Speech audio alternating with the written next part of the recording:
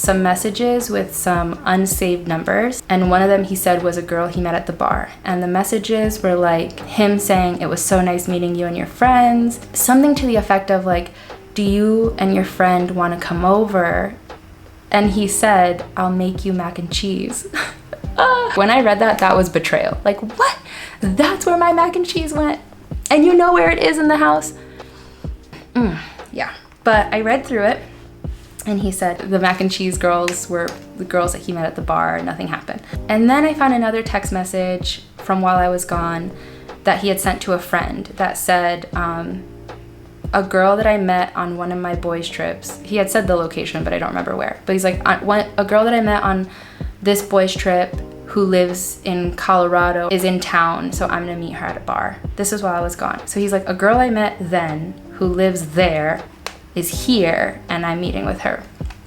So at this point, reading those messages, the mac and cheese messages, the texts about the girl who's from another town who is visiting, to me, that felt like the ultimate betrayal. I still really wanted to see the messages with his ex-girlfriend because this particular ex-girlfriend had just been a part of our relationship since the beginning. He had always mentioned that his ex-girlfriend from high school was crazy, that she was always wanting to talk to him, and basically whenever he was talking about his ex from high school, it was that she was the instigator, the perpetrator, and she was crazy. That's how he painted his ex to me, which I think is really important to note going forward. I'd never met her, but she just was present in our relationship from the beginning, so I was really curious to see what these messages with her were like. But just seeing what I had seen with these girls at the club or bar, whatever, was enough for me to angrily kick him out of the house. I got so angry. If you know me in real life, I am sure, have never seen me scream out of anger because it's just not one of my default emotions. I mean, I feel anger, but I don't feel rage often. And in this moment, my whole world was just rage. I swear, like, in just this instance, I thought a blood vessel was gonna pop out of my neck. I just instantly started screaming to him. I said to him, "You just lost the best thing that's ever happened to you. Get the fuck out of my house. Get the fuck out of my house, you piece of shit. I don't wanna see you again, you stupid piece of shit," basically. And I kicked him out. But I couldn't stop thinking about the text messages with his ex because she had been such a prevalent part in our relationship. So that night, I think it's important to note that this situation that just happened with the mac and cheese girls, I'm gonna call them, happened on a Friday. So on Saturday, I woke up alone, still thinking about those messages that he deleted. And I was trying to think, how can I get him to show me those messages? How can I see those messages? And I thought, what if he logs into my computer on my iCloud, and then maybe the messages will be there. So I texted him and I said, "I need you to come back. There's more we need to talk about." And he said, "Okay, but if I come back, please don't yell like you did yesterday, because if the cops get called, I can lose my job." So that was his priority going into this day. And I was like, "Yeah, sure, I won't yell, fine." Little did I know what I was gonna find. So he comes back home. I'm really angry with him. We're sitting on the couch having an intense conversation, and I have him log into my computer. He does so willingly. He logs in, but for some reason, the software on my computer just isn't allowing my iMessages to update. So I can't still access the messages that he sent with his ex. And so he said to me, "Well, do you just want to see my phone anyway?" And I thought, no, because at this point it's been 24 hours since you initially got caught. So in my logical brain, you would have already deleted everything that implicates you further. But at the same time, I was like, but yes, I want to see it. So he gave me his phone. I started scrolling through it, and this is where I'm starting to sweat now. I need to really center. This is where things go really bad really quickly. So as I was going through his text messages, I typed in my name, I typed in his ex's name, I typed in girlfriend, ex-girlfriend, I just wanted to see what he was saying to people. And he had texted one of his friends. I don't have this particular text saved. I wish I did, because it was just so like jaw-dropping that you almost need to read it to realize the gravity of it. But the message said pretty much verbatim, I'm seeing Ashley, A, and another girl, but none of them are really chill. So when one annoys me, I just go to the other. It's my world, they're just living in it. And after he said, it's my world, they're just living in it, he followed it up with, don't tell anyone the dirt that I'm doing. That's what he said in the message to his friend. And when I read that out loud to him, he said, that was just a joke. And I was like, this is not a joke. This is not something you joke about. So when I saw Ashley, A, and another girl, he had said, and another girl. But where I say A, he actually had written someone's name. So I took that name and I typed it into his messages, and I found a text from his older sister. When I saw this text message, it was clear to me that the whole family knew that he was being unfaithful to me. Of course, the only people responsible for making a relationship work are the two people in it, but they really kept a lot of his secret life protected so that he can explore that secret life without me knowing. So with this text message with his sister, she had sent him a screenshot of two hands like this. They were like holding hands. And she said, I saw this on A's Facebook, and I know it's your hand. And she said something to the effect of, I don't care if you have 100 girlfriends, you just need to be careful with what you put online. And so when I read that, I was like, you fucking bitch. You bitch. I mean, just put yourself in my shoes. How, I don't care if you have 100 girlfriends. Wow. I mean, I don't have a brother, so I don't know what this unconditional type of sisterly, brotherly support is, but that to me was just like the ultimate F you to me, and then ultimately from me to her, because at that moment I was like, okay, this is no longer a family that I respect, a family that I love. Clearly, the family is not interested in protecting me or helping me. Now, when I asked him about the holding hands, I said, what else did you guys do? And he was like, nothing, we just held hands. He told me her name, her full name, and I recognized her name because a few months prior, I had started a blog, and I had recognized that she and her best friend were watching my Instagram stories all the time. I had asked him and a mutual friend, like, hey, who are these girls? And they told me their names and said, they're really nice, they just are following you for your blog. So when I asked him what A's full name was, and he told me, I recognized her immediately and was like, wow, the girl that was looking at my blog, like, you're holding hands with her? Is there anything else that you guys did? And he's like, no, we just held hands, that's it. We never even kissed. Basically telling me, you're blowing this out of proportion, like nothing ever happened. And the last text that I saw was a text to another cop friend whose spouse was a good friend of mine. And he told his friend that he was cheating on me, but then told his friend, like, don't tell your wife because she's friends with Ashley. So in all of this, in his text from his sister, in his text to his friend about not telling his wife, in talking about me and other girls as annoying and just it's his world. I mean, already him coming over didn't change how upset I was the day before from finding out that he was talking to people behind my back. But then seeing the gravity of what he had been doing just from his phone was so intense. It sent me reeling.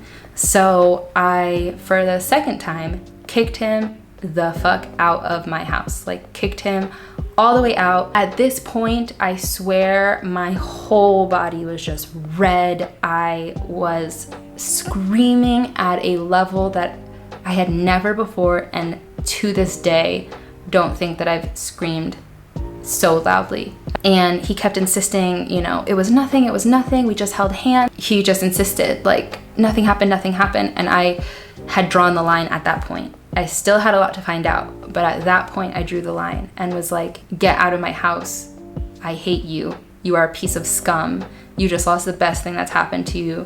I remember I just kept saying, you ain't shit, like at the top of my lungs, like following him out the door, like, you ain't shit, you think you're hot shit, you ain't shit. I was just so so mad. I will do a little disclaimer that I personally engage in plant medicine, the smokable kind, and at that point in my life I was stopping. So before I went to LA, I had gotten rid of all of my things, but I'd given him my herbal medicine pen.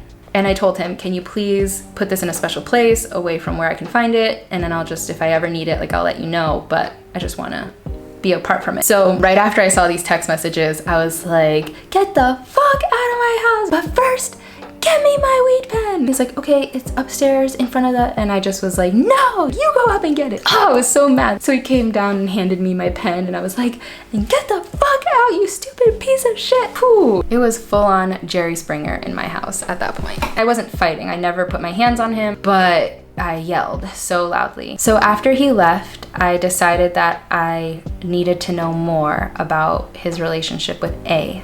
And when I went on Instagram, I had noticed that she had blocked me, which was strange because just a few months before, she was watching every one of my stories. This is where the receipts come in. So I went on Facebook and I realized that she hadn't blocked me on Facebook. So I reached out to her because I still needed answers and I really felt like what he was telling me was not the full truth.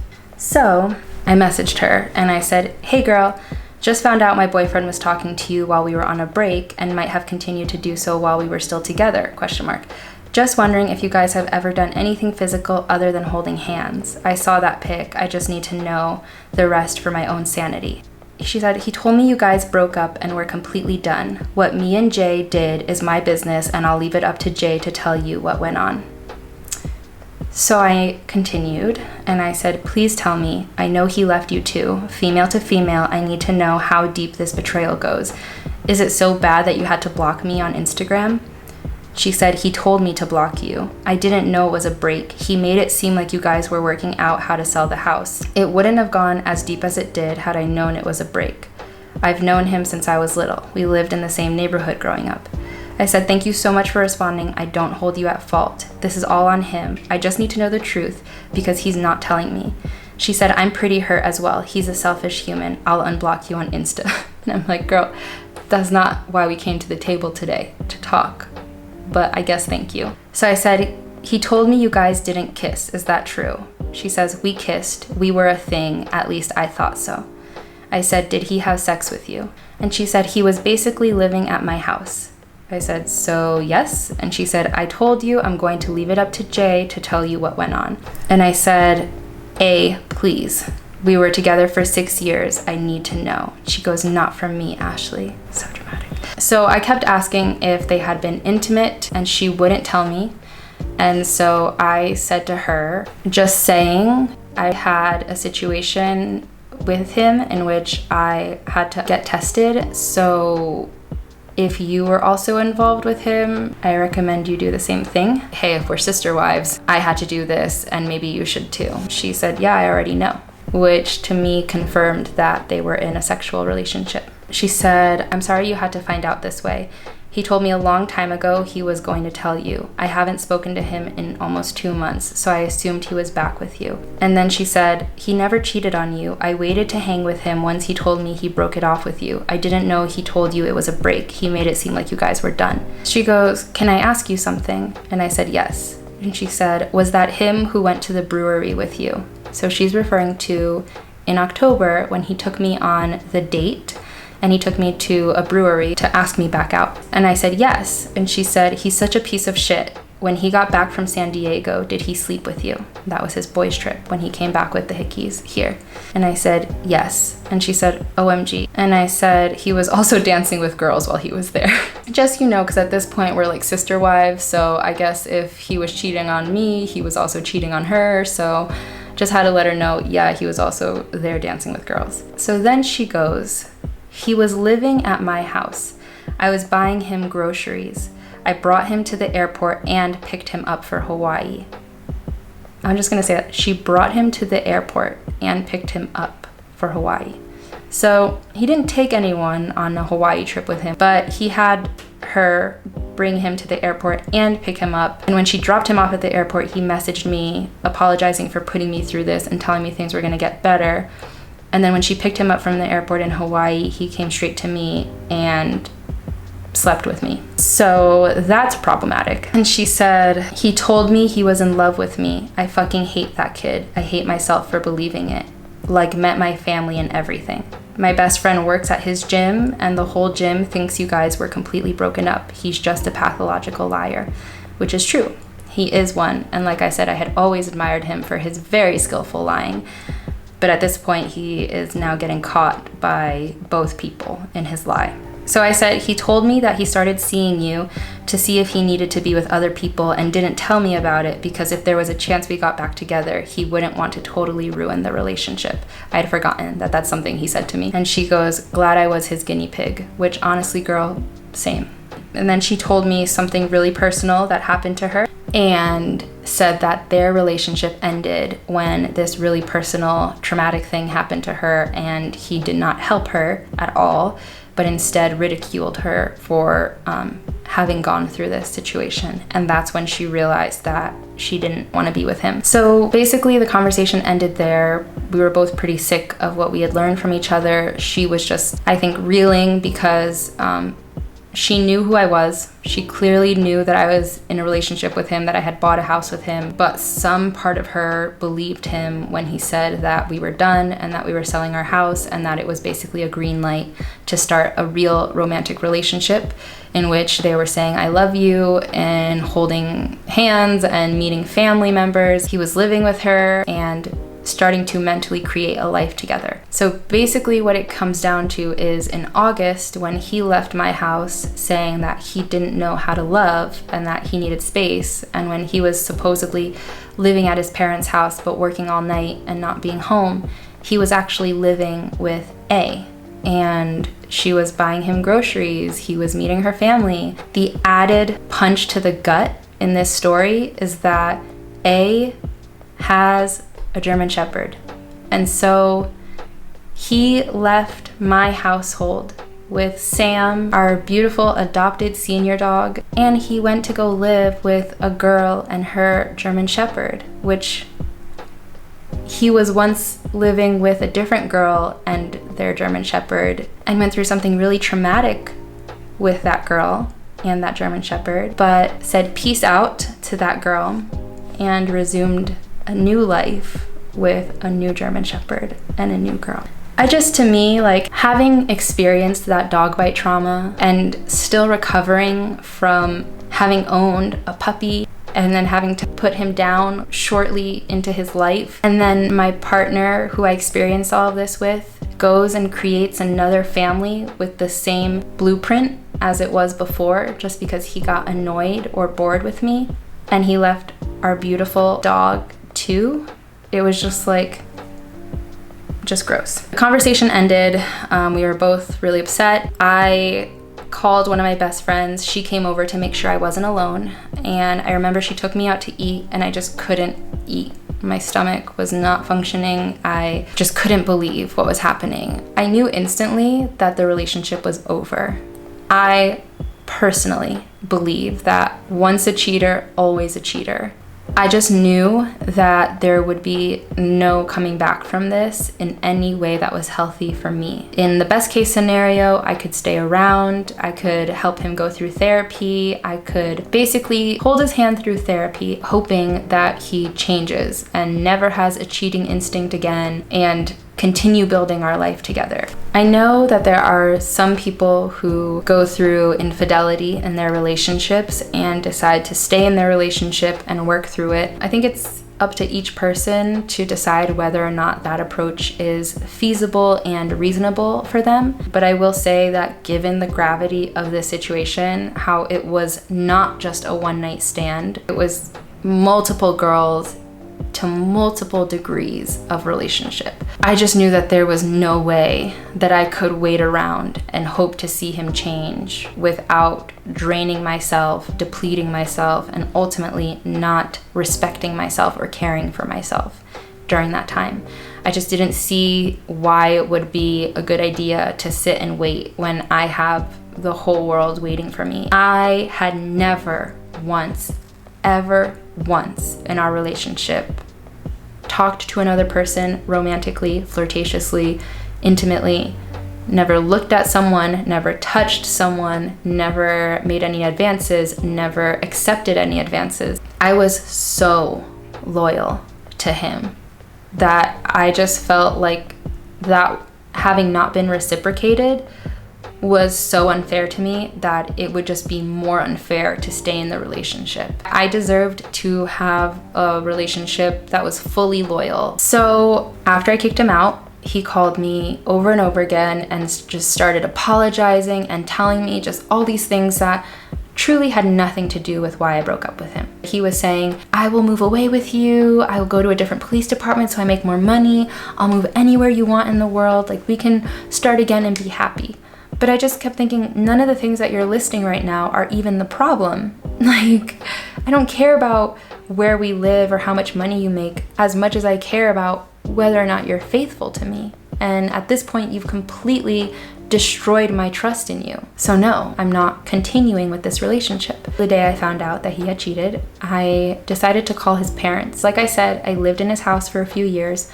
I'd become really close with his family, and I knew, given how much of a pathological liar he is, I knew that he would lie to his parents to try to save face. And I needed his parents to know that I was leaving and the truth of why I was leaving. So I called his parents and I told them everything. Everything. I didn't make up anything because at this point there's nothing to make up. Everything I told them was evidenced by what I had seen. And I said, I'm leaving, and I just wanted to thank you for everything that you gave me, for your hospitality, but I cannot stay in this relationship.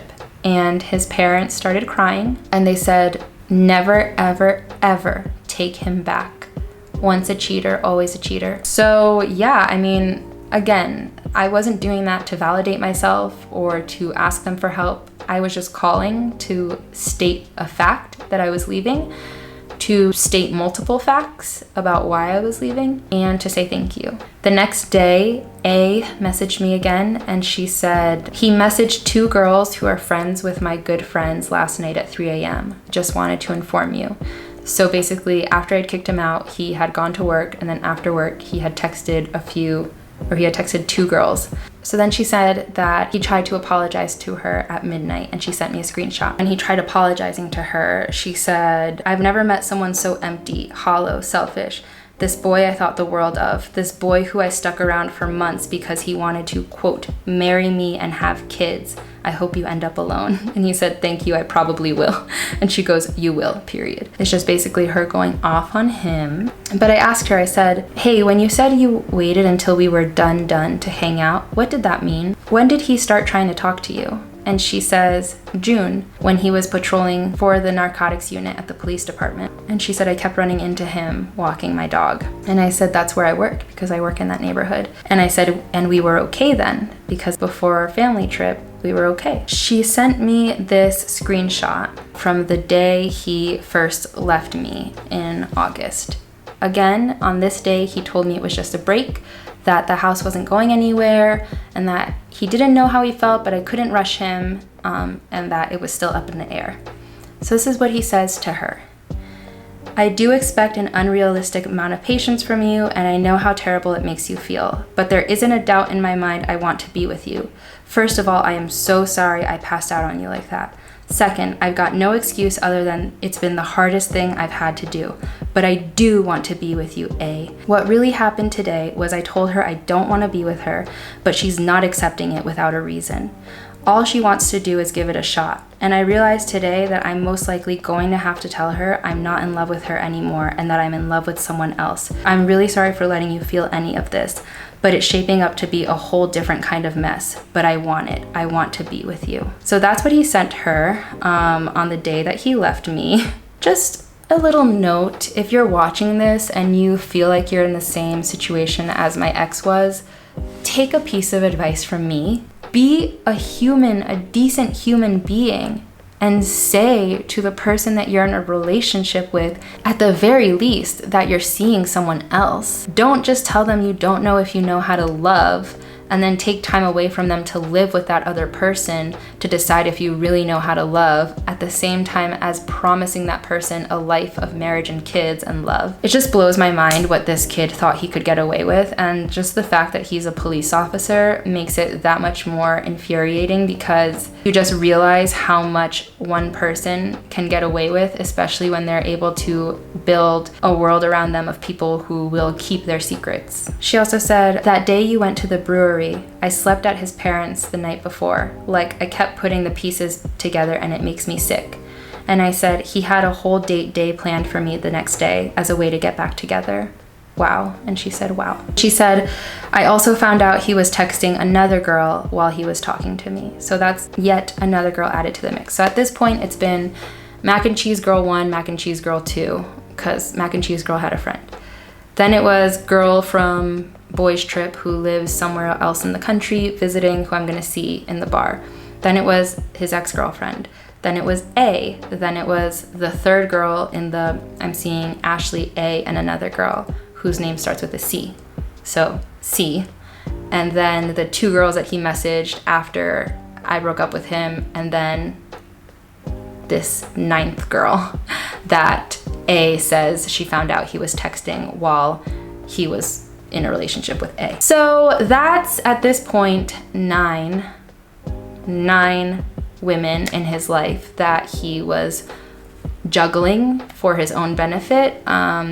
He definitely created a massive web of lies for himself that sustained his lifestyle. He created a community for himself of friends who knew about his lies but would protect his lies. He had created this world around him to sustain his cheating, and it was just mind-blowing. And then it ended with her saying, "I know this is weird to say, but if you ever need somewhere to stay, I have an extra bedroom in my apartment, and I'm so sorry this is all happening to you. I'm in a lot of pain, so I can't even imagine how you are doing. Stay strong. You are a beautiful soul and deserve so much better." So it's really interesting because even in this really terrible moment, I somehow made a friend in my trauma. I will say that I never accepted that offer of hers.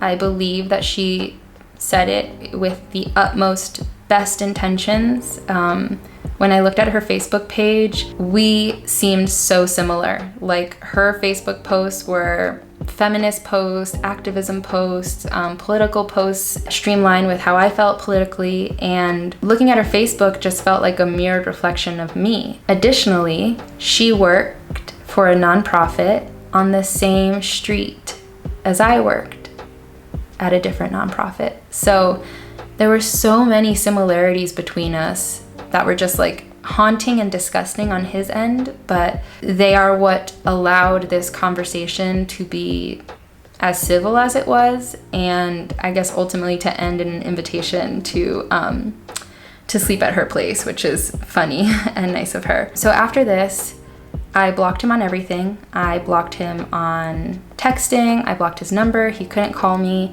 We obviously still had joint matters to take care of, so I decided that his dad would be our main medium of communication. If I ever needed anything for the house or for the dog, I would text his dad. The thing is that he still had a key to the house, and he would come over every day during the day while I was at work to help me with the dog. And then every day when I would come home from work, I would go to my room and there would be a letter on my pillow. Maybe there is some romantic person watching this who thinks like, oh, letters on your pillow, that's so sweet.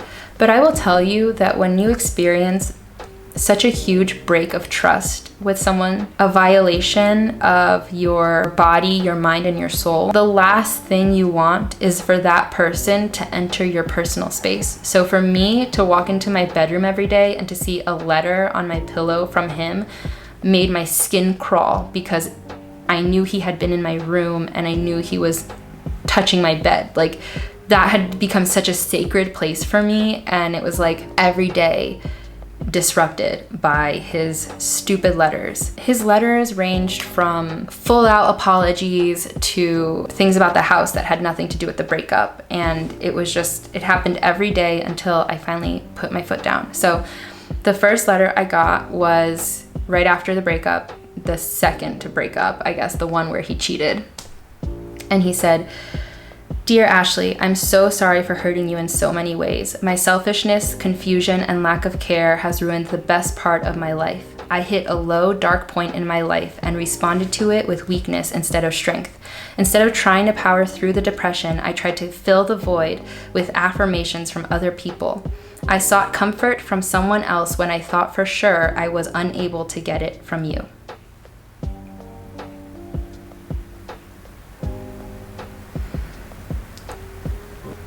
Okay, so you're gonna write an apology letter to me, apologizing for you cheating, but saying the reason why you cheated was because I wasn't adequate enough. Ergo, blaming me for your cheating. I will say that this letter, I'm gonna continue reading it, but it is filled with narcissistic viewpoints, and it's just completely self-serving. This whole letter is about him, and it's not at all about me. That's just something else to recognize if you're getting apology letters from someone. Really try to decipher if they're apologizing to you or if they're trying to do damage control to save themselves. He says, "I was wrong. I gave up too quickly. And just when things became more and more clear, the doubts and fear scared me and I made terrible, weak choices. There is absolutely no excuse for what I've done. No amount of weakness or fear would ever justify hurting you like I did. The truth of the matter is my choices have left me without the love of my life, without a home, without the person who has done nothing but love me unconditionally, do her best to support me, and make me a better person." And again, you just contradicted yourself when you said that you sought comfort from someone else when you thought for sure you were unable to get it from me. But then you said, "I am the person who has done nothing but love you unconditionally, do my best to support you and make you a better person." So you thought you couldn't get love from me, but I was giving it to you the whole time? Okay. "Please just know none of this was my intention. I wanted to be a better person. I was planning a Christmas weekend getaway with you to Vermont. I had every gift I was going to buy you. I knew I was going to marry you and have kids with you. But I ruined everything. I ruined Christmas, this beautiful home, your love for me, and I ruined my life. If one day you can find it in your heart to forgive me, I will be everything you deserve and everything you want without condition. I will do absolutely anything for you, Ashley. I love you so much. Whether you decide to ever give me a shot or not, I will be waiting for you because you are my everything." Really, really cute, right? Well, wrong. I don't find that to be cute at all. I saw right through this letter. To me, this is a person who got caught in a lie that he never thought he would be caught in and is trying to do everything to scramble and put the pieces of his life back together. I really believe that one of the reasons why he cheated was because he thought that I was in it for the long haul, no matter what, and that I was never leaving. I was a constant. For better or for worse, I was always going to be there. And so the fact that I just ripped the rug out from under us and found all this out and completely closed the door on him, I think it caused him to go unhinged, let's just say. So every time I would receive a letter, I would just rip it up and throw it away. I would never respond. I had no interest in talking to him. There was no saving the relationship. I didn't want to talk to him. I didn't want to know anything more. I ended the relationship there with what I found out about A, but looking back at our whole 6 years, I could definitely identify times where he was most likely cheating.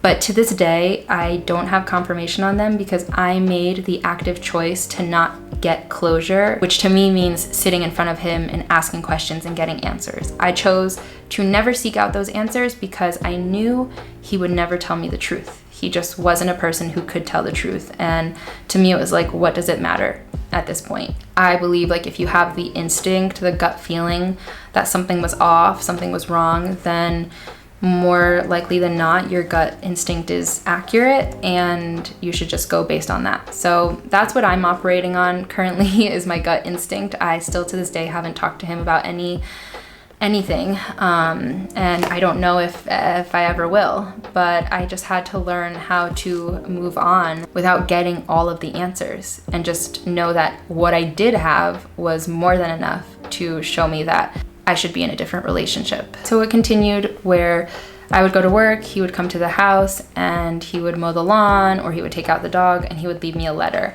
One day I saw him on our doorbell setting up Christmas decorations, because at this point, December came shortly after, and he wanted to just continue life as normal. So during the day while I was at work, he came over and he set up Christmas lights on the outside of our house. He put candles in every window. He offered to get me a tree. He wrote me this letter. Ash, I hung some Christmas lights while I let Sam out. I hope that's okay. I was only able to do the first floor because my dad wouldn't let me climb to the second floor.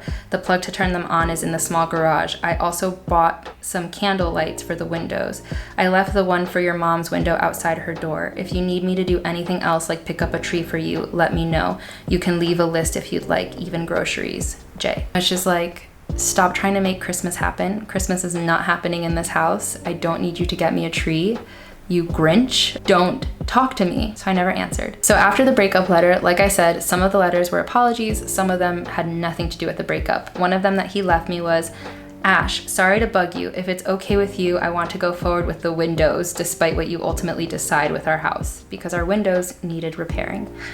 He said, Steve came by today and took measurements and will give me an official price later this week. Any details or specs you want, you can send to my dad and I'll let him know prices. I know my word doesn't mean a thing anymore, but I sent you an email and it would mean a lot if you read it. And so the email that he sent me that day says, Hey Ash, I just want to let you know that I think about you constantly. Every day seems to be worse than the last. I miss you so much and I wanted to let you know I've been taking a page out of your book and working on my self-care. I'm not working as much to make time for myself. I've been working out and running every day to improve my body. I've been setting career goals inside and outside of law enforcement to show you I'm ambitious. I want to show you I can be everything you need and deserve. Every memory we have together is worth so much, and I hope you don't move away, and I hope you're able to one day forgive me and let me give you everything. You're the most amazing, beautiful person I know, and I hope I haven't lost you forever. Hopefully we can talk soon. Love, Jay. So I never answered that. Again, with this letter saying like all the things he's doing for himself. On one hand, it's like, that's really great, but he is, again, working on things that have nothing to do with why I left him and ultimately aren't going to make me feel better about staying with him. So that email was for naught. Like I said, with every letter, I would rip it up, not respond. With every email, I would just read it and not respond. I really believe in protecting one's peace, and for me, that was my form of protecting my peace, not engaging with him. And then the last letter I got said, Hey Ash, I know you don't owe me any favors, but can I please have Sam this weekend? Also, I know you said you weren't ready to talk, but I was wondering if we could talk quickly when you get a chance. So I emailed him and I said, got your note. You can have Sam Friday to Sunday this weekend. Please let your dad know what time you will be picking him up / dropping him off so I can prepare. Because I needed someone to take care of Sam that weekend because I was going out and doing something fun for myself. So for me, that was completely self-serving. I just need you to take Sam. Then I said, there is nothing to talk about. I know more than you are preparing to apologize for, and nothing you are wanting to say can repair the damage you've caused. You can buy me out of the house per your offer on 11/24, and we can discuss splitting the bank accounts and furniture. If this is too difficult, I am prepared to go to a lawyer for further assistance. Thanks. He says, Ashley, please, I'm so sorry. Please give me another chance. I promise you I'll give you everything you could want. If nothing I can say will fix it, please let me show you. I know I ruined everything, but don't let me throw everything we built away over my stupidity. Honey, you did that all by yourself. You didn't need me to let you do anything. You did it yourself. He says, I won't bother you or harass you. If you tell me you never want to see me again and you never want to be my girlfriend or wife again in the future, I'll respect that. I'm just praying to God you don't say that's the case. So I responded, please read this and burn it into your memory. I will never be your girlfriend again, nor your wife in the future, and after everything with our joint assets is settled, I would like to not see you again. If this is too difficult for you, imagine being the one who actually felt and acted as though our relationship was everything they needed during the relationship itself. Don't make this harder for us than you already have. If we cannot come to an agreement about our joint assets, we can reach one legally. Goodbye, Jay. And he said, I'm so sorry, Ashley. Obviously, you know I'll never forgive myself for ruining everything we had.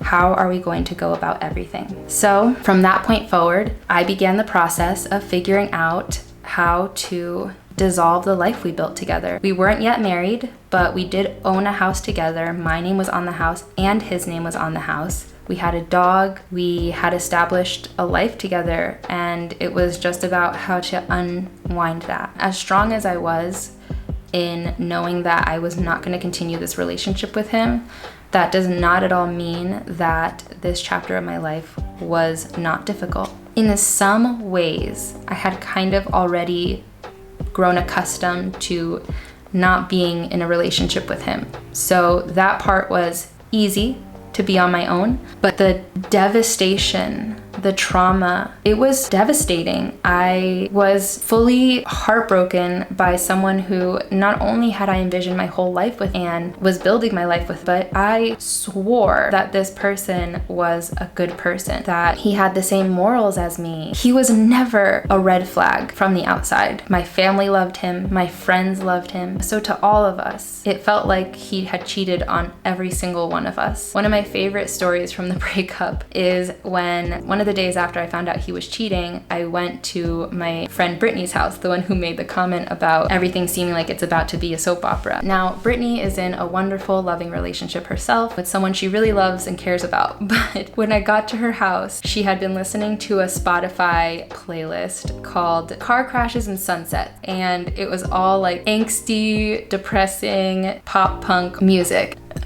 I walked into the room and she's just literally sitting on the chair like, and I'm like, Brittany, are you okay? And she was like, love isn't real. Like, if you and Jay are not together, if Jay did this, then I don't believe love exists. Because to everyone, he seemed like an angel. Like, he was the perfect boyfriend. So he sent everyone in my general vicinity reeling. We all were dumbfounded. I'm so lucky that I had that support group, because in both breakups, the one in August and then the one in November, it was really difficult for me to stay in my own room and sleep in my own bed those first few nights. I will always be thankful to my girls who welcomed me into their homes and shared their beds with me, shared their meals with me, talked with me, held me, hugged me, cried with me. So many of my friends cried with me. We were all heartbroken. Another moment of betrayal or distrust, even after we had broken up the final time, was when he was spying on me from our doorbell cameras. So we had one camera in the front door and one camera in the back door. The one in the back door faced our detached garage, and my mom was living with me at the time, so her car took one space of the garage, and then there was space for another car and then a bunch of junk in our garage. And he asked me one day,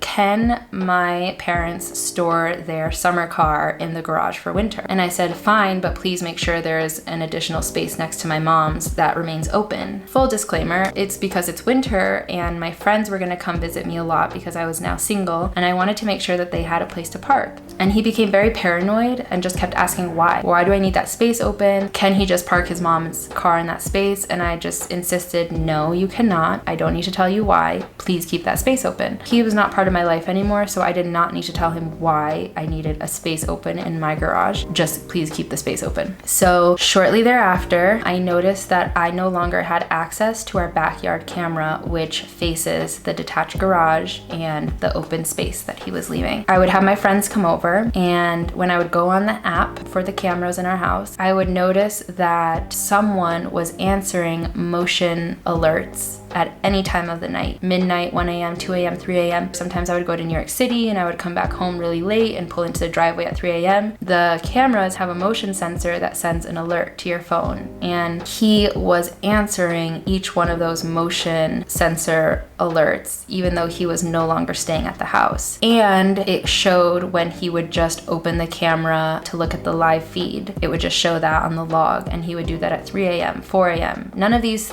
were me, and it was always when I had friends over. So like when he saw a car he didn't recognize in the driveway, he was just answering the motion alerts. And I know part of it is like, oh, well, it's his house, but he wasn't living there. For the most part, I was there alone. And so there was no need for him to know what motion was going on because he wasn't there. And ultimately, to me, it was a huge invasion of my privacy. Like I said, my mom also lived with me, so that to me was just like, how are you going to just watch camera footage when my mom and I live here? To me, it felt really icky, really gross, really creepy. And so I had to basically restart the cameras and reprogram them so that I only had access. And that was a way that I got peace of mind. Once he no longer had access to the cameras in my house, it was a little easier to breathe. I will say I had one of my darkest moments regarding my mental health ever during that period of time. Trigger warning of suicidal ideation. You can skip forward to skip this part. I remember at one point I was driving home after finding out he had cheated, and I was just thinking of all the things that had to be done. I had to figure out what we're gonna do at the house. Where am I gonna go? I mean, I had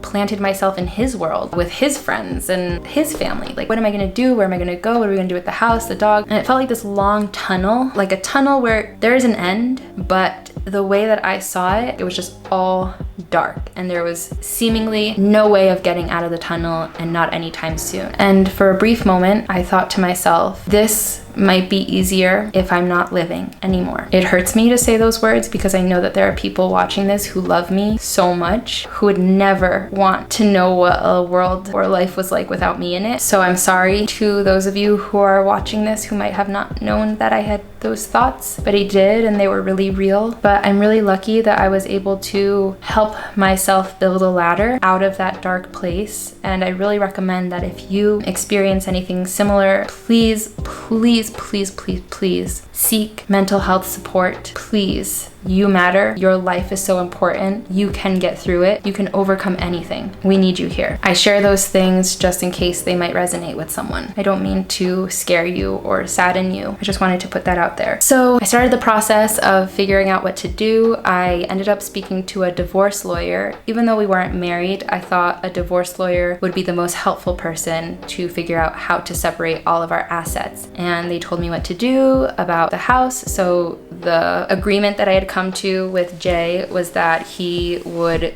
give me cash for my part in the house's equity, if that makes sense. So when we bought the house to when I was leaving the house, any value gained on the house, we split it in half, and he gave me the cash for it. That was loosely the agreement, but actual percentages of it ended up being different when he needed some support.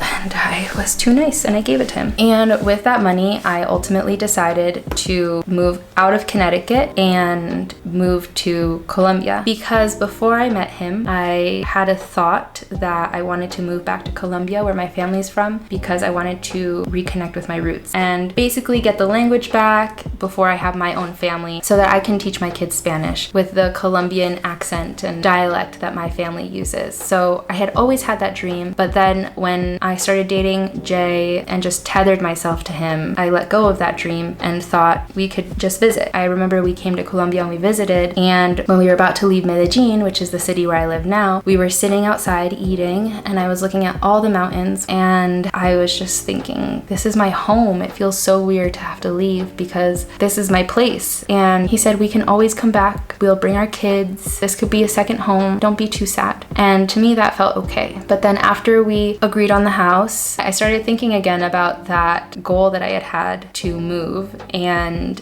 how the cost of living in Colombia is a fraction of the cost of living in the States. So the money that I was getting from the house could actually support my living expenses in Colombia for a little while. And ultimately, it was decided that that's what I would do. Now, as far as the dog goes, eventually I also put my foot down on that, because once I knew I was moving, I knew that I was taking him with me, the dog, and I knew that I deserved to take him with me because my ex had walked out on both of us. Basically, he left our family unit, and our family unit was going to continue to move forward without him. So I had a full Legally Blonde moment of, and I'm taking the dog too. I think it was Christmas, and he's like, can I see Sam? I have some Christmas presents for him. And I was like, I bet you know a lot of girls with dogs who could use Christmas presents. And I said, like, just so you know, we can't split a dog in half, and I'm leaving, so Sam is coming with me. And he was like, I understand. Like, I get it, Ashley, I get you're leaving, I get you're taking Sam, but you don't have to make me more sad. I don't know, something stupid. But anyway, so I put my foot down, I claimed the dog, sold him the house. Like I said, I never sat down with him once to ask any further questions. The last time I really looked at him face to face in his eyes was 2 years ago this week, which was the day that I found out he was cheating. We saw each other in person one more day after that. We had to go to the bank together because, of course, at the same time as all of this is going on, our bank account was being frauded. So we had to both go to the bank, and I just did not look at him, did not interact with him. That was the last time that I was ever physically in his presence or that he ever was in mine. So he stayed with the house, and I packed up my things and packed up my dog, and I made the best move of my life and moved to Colombia. I could literally cry just thinking about it. Currently, as we speak, I'm sitting in my bedroom of my apartment that I'm renting. Unfortunately, my dog Sam has since passed away. He passed away this June, and that was the final attachment that I had to Jay. After Sam died, which he is over there on my nightstand, his ashes and his paw print with a little candle. But after he died, it was like my last little string that was connected to Jay just severed. And finally, I'm feeling good. I'm still recovering from this trauma. I'm definitely jaded. I used to be obsessed with love, believed in love, princess at heart, waiting for her Prince Charming. And after this happened, I just definitely fell into this mindset of, I don't know if I'll ever be able to accept someone's love again and believe them. I still struggle with that, but I think at this point I'm closer to feeling ready for love than ever before. It still scares me to death. I still have this fear that anyone who I become vulnerable with will hurt me. But I will say that I got through this whole video without crying. I don't think I really got as red as I used to get. I'm healing. I'm at peace with the fact that this is a problem with him and nothing to do with me, and that I am so deserving of love and healthy relationships, and that it exists in this world, because I know I exist and I know I will never cheat on anyone. So I know that there has to be someone else in this world who would honor me in the same way. But I would be lying if I said that I was completely 100% over it, because I'm not. It still hurts, but I will say I am 100% over that person. I am no longer attached to Jay. I no longer have feelings towards him. Definitely don't have any good feelings towards him besides like gratitude for the good memories we had. But there's nothing about him that makes me want to be with him, nothing about him that makes me miss our life together, nothing about my life now that makes me think it would be better with him in it. I'm currently in Medellin, Colombia, in my dream apartment that I am renting. I am freelance writing for Pop Sugar. I currently have over 30 articles on Pop Sugar with thousands of shares, and I'm living with people who inspire me, who make me laugh, who are genuine good people, and that to me is just the ultimate success. It's funny how before I used to measure my success based on my milestones in my relationship, and now it's based on my milestones without my relationship. As someone who is so codependent, I think it was hard to believe that I could have a life without him. But now I'm here having the best life. I just feel so proud of myself, so thankful for my friends and family, and ultimately thankful for this situation that taught me so much about myself and what I deserve and what I need to look out for in a partner. And like Ariana Grande said, I'm so fucking thankful for my ex, for everything that I learned as a result of his bullshit. But ultimately, thank you next. But as far as being cheated on and heartbroken and just my trust being completely thrown out the window, that will take some time to recover from. Slowly but surely, I'm recovering. Some might say I'm thriving.